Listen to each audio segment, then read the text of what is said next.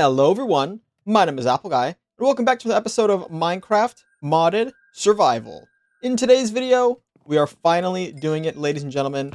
We are going to fight and win in a battle against the dastardly summoner of the Blue Skies dimension. We're going to do it with a Chaurite sword in hand, a diopsite chestplate on body, and the rest of our armor is going to be aquite. You may also notice in my inventory I have potion making supplies because we're going to be making potion as well. Where's my weaponry? I guess it's a tool. Okay, so crafting table. Let's go ahead and craft ourselves up the glass bottles we will need. If I can perhaps do it properly. Perfect. We're making strength and healing will be the potions that we need. We're of course using the dimensional items. So we've got our Chaurite sword is obviously from the dimension in question. Oh, I also did that to the house. I'm kind of starting to do the roof a little bit. I don't think I necessarily like this, but I'm keeping it for now. So that's why that tree is growing. Let's see if we can't get some quick enchants on these gears, by the way. Sharp 2 sounds good to me. Maybe we can get Raj Prot, no thanks. Protection 2, sure. Protection 2, sure. Go ahead and full enchant everything. Protection 1. Last 2, I guess. Great. Okay. So, by the way, if you're wondering where my other set of armor is, actually 2 sets, I have them over here on armor stands. Our pyrope stuff and our stuff that we're using for not the dimension we're going into. Although, honestly, this gear is pretty good. We might just be rocking this. Okay, so first step of brewing is wondering if I have nether wart. Which I actually don't think I do. I do. That's surprising, actually. I didn't think I did. So we're going to make... Oh. I need blaze powder. I do not have blaze powder. That means we can't have a strength potion. Is that a problem? Okay, new plan, no potions. You might be wondering, how does the plan go from yes potions to no potions? The answer is via laziness. I think we got this. Honestly, we've got this. We've got this so easily. Do we have apples? We've got apples. Let's make some gold apples. All right. We'll make a handful of gold apples instead. That's the new strategy. There we go. I wanted to have something to regen with, but I also wanted the strength buff. We'll be fine. Okay. We've got what we need. Hold on, let me bring one last thing. Some blocks. Perfect. Alright, let's head into the Everbright dimension. We got it this time, ladies and gents. I have faith. I have so much faith. It's crazy how much faith I have in our ability to beat this boss. If you did not catch the previous video, I believe it was episode 9, maybe? I believe it was episode 9. Where we attempted to beat this boss for the very first time. It went terribly. We fought it, I believe, 3 separate times on 3 separate, like, quote-unquote lives. And we did not succeed in doing so, in beating the boss. So we're back with a vengeance this time, though. I'm also finally marking our portal. It's up maybe a little hard to see, but there's an X now. I can zoom in and find it. This is our destination right here. It's dead ahead. We've been there many times before. And the boss fight is a wee bit tricky. We'll read up on how the book would help us, give us hints to beat the boss before we go into the summoner's chamber. And hopefully that will allow us to see the error of our ways, potentially, and make a difference in our strategy of fighting it. We've got 8.5 attack damage with sharpness 2 on this Chaurite sword. I'm really hopeful. I'm hopeful. I think we had a bad strategy the first time. And now we have a very strong strategy. It would help if I ran the right way. That's probably that's necessary, I think. Whoops. There it is, folks. The Summoner's Tower. On the 4th floor of this here building, we'll be able to fight the Summoner. The music should kick in. Yeah, there it is. The Summoner is ready to be fought. And boy, oh boy, are we ready to fight it. Like I said, we're going to be taking a quick peek at the booklet provided with the mod in order to help plan a strategy. It's like we're going to be checking the instruction manual of the video game before we go in to fight the boss. Hopefully we don't die, because I don't really want to lose 17 levels. I feel like I maybe should have enchanted more, but we'll rock with what we've got. Okay, we're approaching the top floor. All right, one click and we're in. But first, we're going to check out the book to find out more about the summoner.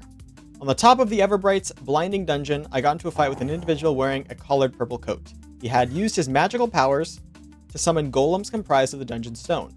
I found that most times I approached the sorcerer, he would teleport himself to another section of the room. I did notice, however, if he happened to be spellcasting, I could approach safely, possibly being able to land a blow. I was able to understand that if I kept the count of the golems lower than what he summoned, but higher than a 1, he would begin conjuring more. I used it as my time to strike. Unfortunately, my visit to the dungeon was cut short by my power being outmatched by his, so I had to escape early. 3, 2, 1, go. Hit him while he's got summoners, he's got these golems. We need to keep his golems count low. There we go. He will summon golems as long as there's room to summon them, it looks like. Should we just make them none? It appears to me, yeah, I think we've got a good strategy. This is honestly some of the lowest we've ever gotten him. All right, I'm going to drink a quick golden apple. Drink a quick golden apple. I mean, eat a quick golden apple. We two-shot these guys, so nothing too concerning there. But if I want to just defeat his golems entirely. I think he also begins to regen after we get him below halfway, so we have to be cautious about that as well. There we go. So he is just about halfway now. Let's go ahead and take out some golems. Let's eat a potion, or eat a food and another golden apple. There we go. Let's see if we can't take these guys out as well. Okay. Good. He's below half, so that means his golems are now more powerful. And so is he. Eat another gap. Thanks heavens. Thank heavens there's no golden apple sickness like there are on some multiplayer servers. If you eat too many apples on like factions, you get golden apple sickness and you can't eat them for a while, or their effects wear off quicker or something. Okay, we've got him really low. We ourselves are also a little low, so I'm going to eat our final gold apple. And let's see if we can't take him down. See if I can't take a few of these golems down as well. See if we can get him to become locked in a summoning stage. We got him. Holy buckets. We earned a challenge, Tragic Magic. And we can now break in here, right? No, we can't do that here. Okay, so we got some glowing stone, the summoner's trophy, and a loot bag. So let's go ahead. Can we break now? We can break now. Okay. Open up the loot bag. We have an ethereal arc. We have a summoning table. We've got sky music disc, some emeralds, and some aquite. A soulbound spear. So we can throw this like a trident, it looks like. What do you do with a summoning table? Oh, that's interesting. Huh. What was the other thing we got? We got the trophy as well. Summoner. Now, I notice it's a silver trophy. I think we can go back and fight the boss again. Right? If we click this. No. So is the dungeon... Okay, so I think this dungeon at this point now is... It's like it's unlocked. We've done it. We beat this dungeon, I think. So how do we get to Everdawn? Lunar stone bricks. Huh, interesting. How do you go about lunar stone bricks?